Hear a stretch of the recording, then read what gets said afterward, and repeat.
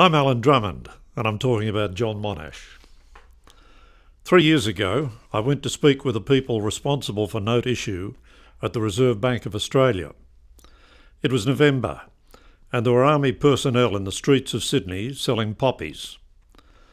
I showed them the cover of this book and asked 4 of them what they knew of Monash. They'd never heard of a man whose fame is greater than Peter Cosgrove's will ever be, with due respect to our Governor-General. John Monash was the first title in the Aussie Notables series, based on the characters on the Australian banknotes. My first job in writing this book, and Glenn Lumsden's task in illustrating it, was to establish who John Monash was. We worked well together in telling that part of the story. As Australian as Ned Kelly? Well, Ned was certainly a legend, as is Monash. But the connection goes a bit deeper than that, for young John went to primary school in Jerilderie in New South Wales. Jerilderie was the setting for Ned's most famous bank robbery, and the rumour was that our hero held the bank robber's horse at the time. What I'd love to do is see how many plots for creative writing a class of kids could come up with based on the illustration. John gets a tip from the bank robber, and he has to explain where he got the money from. Or the horse spots a horse trough at the other end of the street and starts dragging the boy towards it. Can you think of more? When Australia became a nation in 1901, it was decided that Australia would be best served by having a citizens' army in which every male was expected to serve at some stage or another. So Monash became a part-time soldier, specialising in artillery. It was natural enough for a young man of his ability to begin to climb the ladder. We like having a running gag in each of the Aussie Notables books. They're a great hook to keep young people reading. And so we see Monash climbing higher and higher as the book goes on.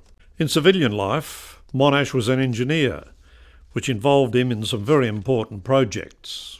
One of them was Prince's Bridge in Melbourne, which he worked on while studying engineering. It was opened in 1888. Another was the dome of the State Library, which is one of my favourite places in Melbourne. There was, as we know, a rush to enlist once the First World War broke out. Is this illustration an efficient way of showing that? When Monash volunteered and was given command of the 4,000 men of the 4th Brigade, he was 49 years of age and not a perfect physical specimen. I've been questioned about using words like brass or a good paddock for 10 to 14-year-olds. Sorry, but I'm all in favour of engaging kids in colourful and creative language from an early age. One of the strong features of this book is that it changes mood. Before the war, the illustrations reflect a sense of the larrikin Australian, off for a bit of adventure to parts of the world they would never have expected to go to, and all for free. But when the war begins, the mood becomes more sombre.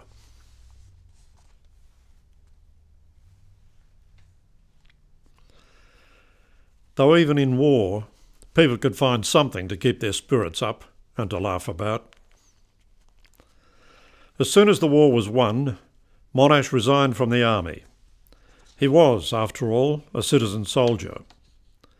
But he continued to give great service to his country, especially in setting up the State Electricity Commission of Victoria. Every young Australian should know the story of this great Australian citizen, and indeed of the other fascinating characters who appear on our banknotes.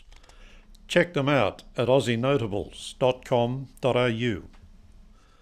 This is Glenn Lumsden, our illustrator, and I'm Allan Drummond, a teacher since 1966 and author of the Aussie Notables series.